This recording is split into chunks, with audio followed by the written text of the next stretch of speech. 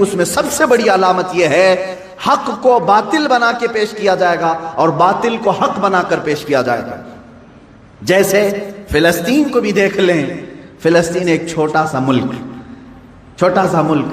یہ first world war میں مسلمانوں کی آبادی پوری 4000 یہودیوں کو رہنے کے لیے شرن دیا گیا. شرن کہتے ہیں نا, پناہ دی گئی 4000 یہودیوں.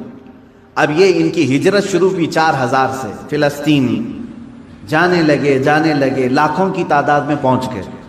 1948 کے زمانے میں 1947 جو ہماری آزادی کا سال ہے, اسی کے دوسرے سال اسرائیل میں وہ جو 4000 آئے تھے اب لاکھوں کی تعداد میں جمع ہوئے.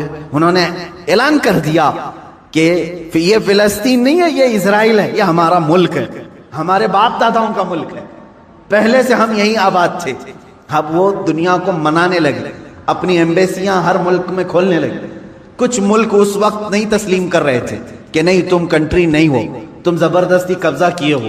لیکن میڈیا نے اتنا دماغ واش کیا کہ آج عرب کی دھرتی پر بیٹھے ہوئے بادشاہ بھی یہ کہنے لگے فلسطین تھا ہی نہیں, اسرائیلی اصل ہے. مان لیا, یہ جادو اثر کر گئے. آج متحدہ عرب امارات بھی کہتا ہے کہ اسرائیل ایک کنٹری ہے, ہم اس کو تسلیم کرتے ہیں. سعودی نے بھی تسلیم کر لیا ہے. جارڈن تو بہت پہلے سے تسلیم کیا ہوا, مصر تسلیم کیا ہے, اب سوڈان کی باری ہے. اس طرح سے جو اسلامک کنٹریز تھے وہ کہتے تھے فلسطین ہمارا قبلہ اول ہے, وہاں پر بیت المقدس ہے, سالہ سال سے مسلمان آباد ہیں. کوئی تسلیم نہیں کرتا تھا, لیکن میڈیا کا جادو اثر کرتا رہا. انہوں نے ایسی فیلڈ بنائی کہ اب ہر کوئی ان کے انڈر میں آتا رہا. یہ دجال کے آنے سے پہلے یہ فیلڈ ہموار کی جائے گی. اب مسلمانوں آپ اپنے ذہن کی خبر لو, اپنے دماغ کی خبر لو. کیا ان کی بنائی ہوئی فیلڈ پر تم بھی اپنا دین بیچ کر کے ان کی جے جے کار کرو گے, یا پھر رسول پاک کے لائے ہوئے دین پر برقرار رہو گے؟ اپنے ذہن کی خبر تم خود لے لینا. دنیا جو دکھا رہی ہے میں اس کو ایکسپٹ کر لوں گا. جیسے مار کر کے کسی کو چور کہلوایا جائے, پولیس کا کام ہوتا ہے, وہ ظلم برداشت نہیں کرتا, آخر میں کہتا ہاں میں نے چوری کر لیا, لے جا کر کے کورٹ میں پیش کر دیا, دیکھو ہم نے اس کو اقرار کرا دیا اس نے چوری کیا, تم نے اس پر اتنی لاٹیاں ماری, اتنا کچھ کیا, مجبور ہو کر کہ اس نے کیا. یہی کام پوری دنیا میں کیا جائے گا. جگہ جگہ پکڑ کر کے مارنا, تمہاری داڑیاں کھینچنا, تمہاری ٹوپیاں اتارنا, تمہیں قتل عام کرنا, کسی ملک سے دربدر کرنا. مسلمان ڈر جائے, سہم جائے. اور یہ جو بولی بول رہے ہیں کہ تم آتنکواد ہو, تم ان کے ظلم کو برداشت نہ کر پا کر کے یہ کہنے لگ جاؤ گے کہ ہاں صحیح میں یہ مسلمان آتنکواد ہیں.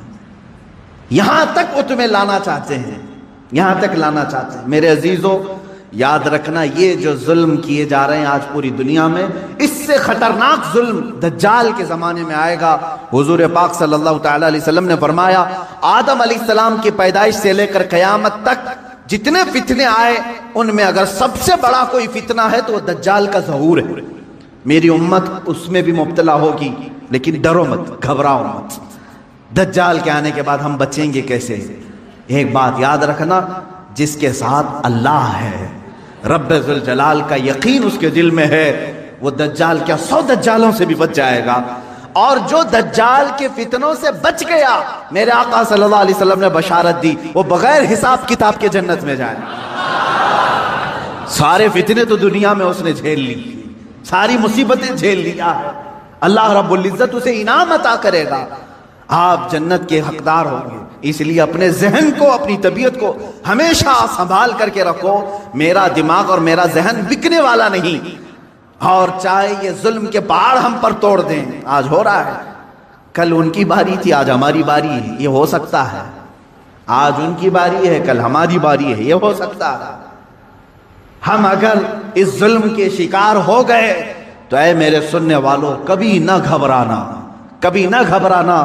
امت کے علماء جاتے رہے لیکن اسلام پھلتا پھولتا ہی رہا. آج اگر ہمارے خون کی اسے ضرورت ہے تو ہم اپنے خون سے اس کی سچائی کریں گے, اس لیے کہ ہم یزیدی نہیں, ہم حسینی کردار رکھتے ہیں. ضرورت پڑے تو اسلام کے لیے اپنے خون سے آبیاری کی جائے گی اور دین اسلام کی حفاظت کی جائے گی۔